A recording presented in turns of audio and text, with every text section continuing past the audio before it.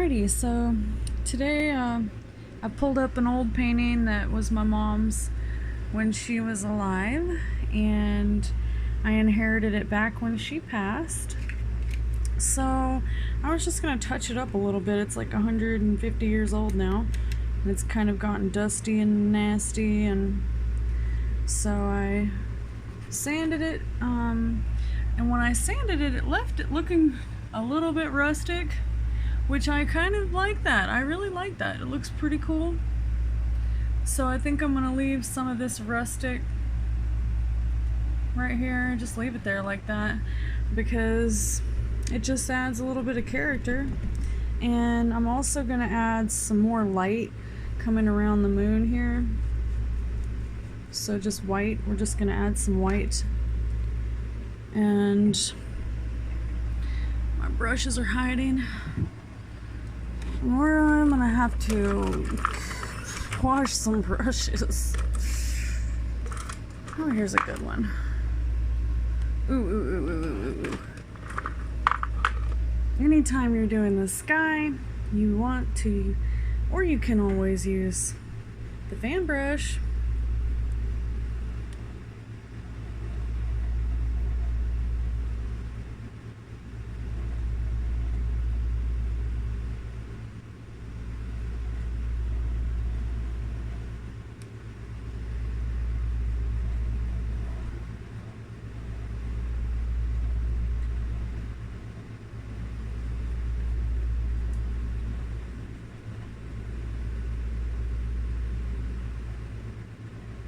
Here's my coffee pot going back there. Every artist needs to have some kind of fuel. Am I right?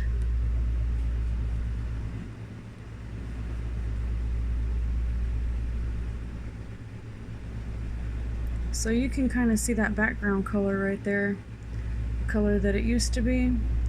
And I'm really trying to make it a little bit lighter than that. So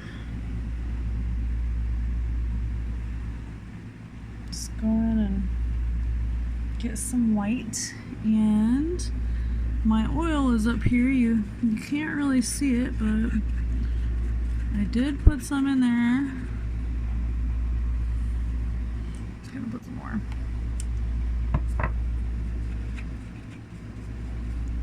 Alright, and I also was trying to add some Aurora Borealis to this here painting.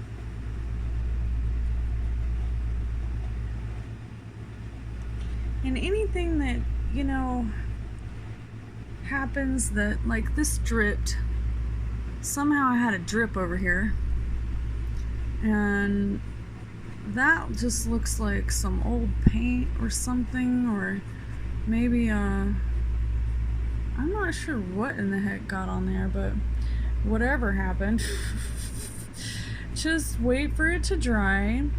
And then after it's dry, well, you could take a palette knife right now and scrape that off right there, and then paint over it.